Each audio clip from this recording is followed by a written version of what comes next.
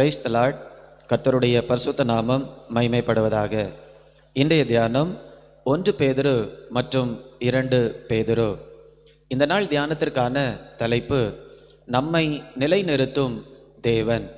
நாம் பேதுருடைய வாழ்க்கையை பார்க்கும்போது சுவிசேஷத்தில் அவருடைய வாழ்க்கை ஒரு விதத்தில் நிலையில்லாமல் காணப்பட்டது, அல்லது அன்ஸ்டேபிள் என்று சொல்லலாம். ஒரு நேரத்தில் அவர் ஒரு விதமாக காணப்பட்டார், இன்னொரு நேரத்தில் இன்னொரு விதமாக காணப்பட்டார். ஒரு நேரத்தில் அவர் இயேசுவை பார்த்து சொன்னார், நீர் கிறிஸ்து, நீர் மேசியா என்று சொல்லி.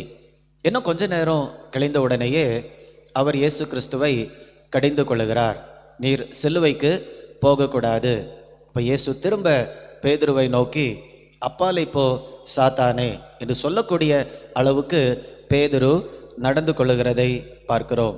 இன்னொரு இடத்துல கூட நாம் பார்க்கும்போது இயேசு சிலுவைக்கு போவதற்கு முன்பதாக சீஷர்களை பார்த்து பேசும்போது பேதுரு சொல்லுகிறார், எல்லாரும் உம்மை விட்டு ஓடி போனாலும் நான் ஓடி போக மாட்டேன், உமக்காக மரிக்கவும் ஆயத்தமாக இருக்கிறேன், உம்மை மறுதலிக்க மாட்டேன் என்று சொல்லி.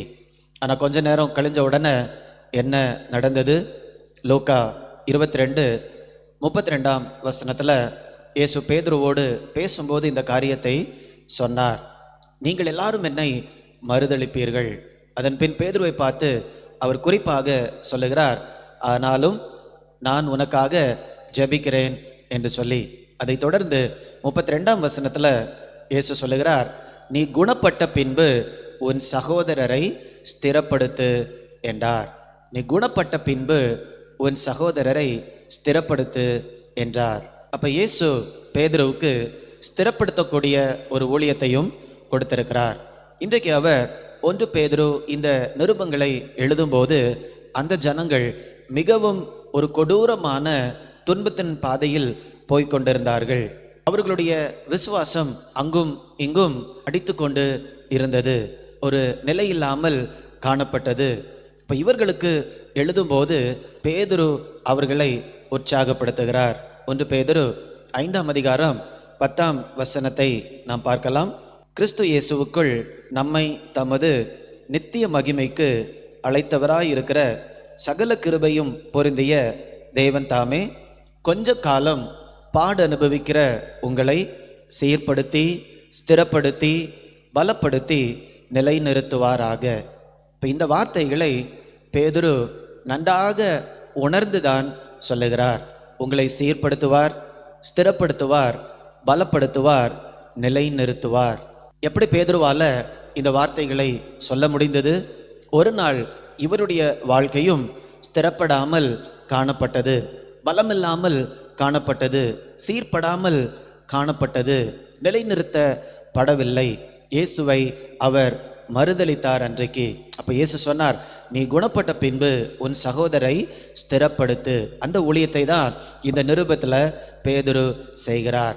இன்றைக்கும் நம்முடைய வாழ்க்கையிலும் கூட நாம் அநேக துன்பத்தின் பாதைகளில் போய்கொண்டிருக்கலாம், அல்லது நம்முடைய விசுவாசம் தடுமாறி கொண்டிருக்கலாம், அல்லது கேள்விகளோடு நாம் காணப்படலாம், பலவீனமாக காணப்படலாம். பேதுருடைய ஊழியத்தின் ஆசீர்வாதத்தை பெறுகிறவர்களாக ஆண்டவர் நம்மை வைத்திருக்கிறார். எப்படி?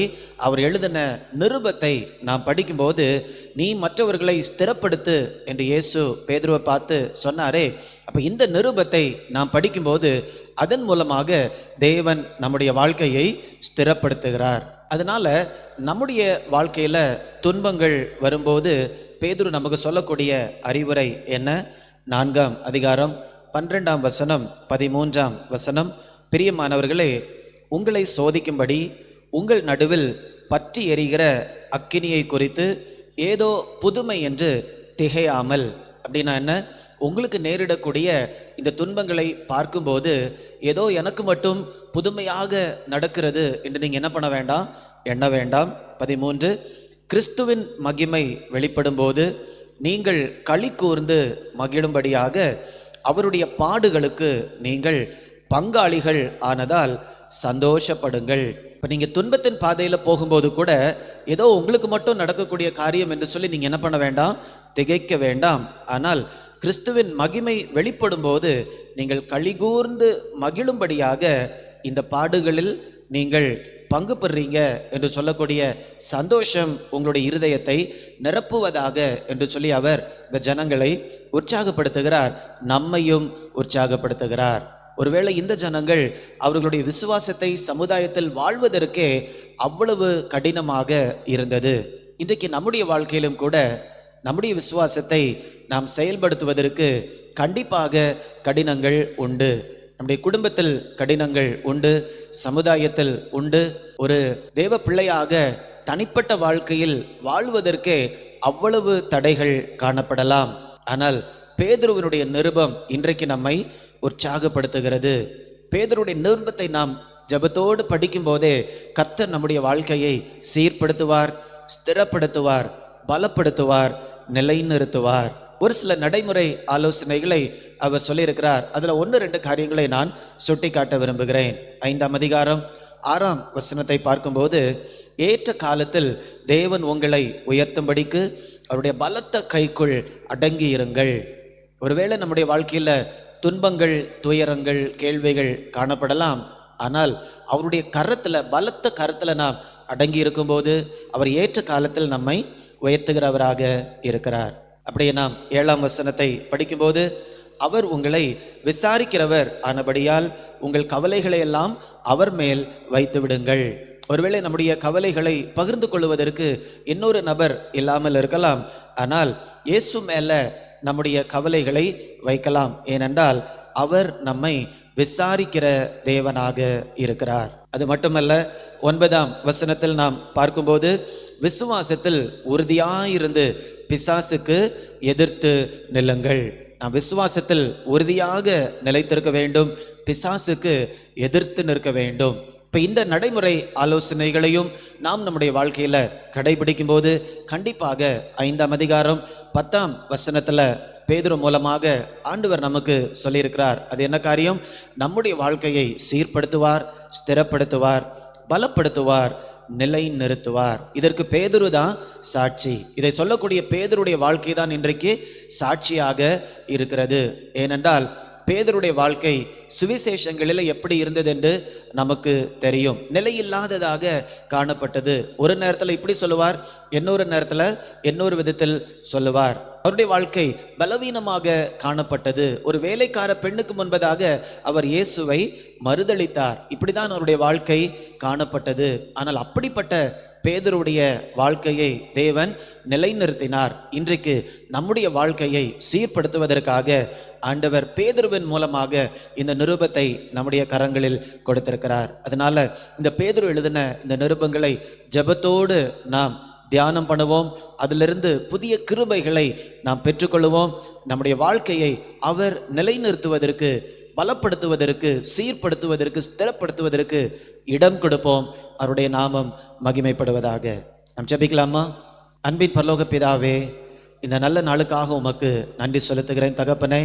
பேதுருடைய வாழ்க்கை எங்களுக்கு ஒரு சாட்சியாக இருக்கிறது. பேதுருடைய வாழ்க்கையை ஆண்டவர் எப்படியாக சீர்படுத்தினீர், நிலைநிறுத்தினீர், பலப்படுத்தினீர் என்று நாங்கள் பார்த்திருக்கிறோம் தகப்பனே. இந்த நிருபங்களில் பேதுரு எங்களுக்கு கொடுத்திருக்கக்கூடிய ஆலோசனைகளை நாங்களும் கவனிக்க, அவைகளை பரிசுத்த ஆவியின் துணையோடு நாங்கள் கடைபிடிக்க ஆண்டவர் கிருபை தரும்படியாய் ஜெபிக்கிறேன். எங்களுடைய விசுவாச ஓட்டத்தில் வரக்கூடிய தடைகளை, போராட்டங்களை எதிர்த்து அவைகளை தாண்டி நாங்கள் ஜெயம் பெற்றவர்களாக உமக்கு முன்பதாக நாங்கள் காணப்பட ஆண்டவர் கிருபை தரும்படியாய் ஜெபிக்கிறேன். இந்த வசனங்களை நாங்கள் தியானிக்கும் போது கிருபை பெருகும்படியாய் ஜெபிக்கிறேன். இயேசுவின் கிருபையில் நாங்கள் நிலைத்திருக்க ஆண்டவர் கிருபை தாரும். மீட்பர் இயேசுவின் மூலம் கேட்கிறேன் நல்ல பிதாவே. ஆமேன், ஆமேன். God bless you. God bless you.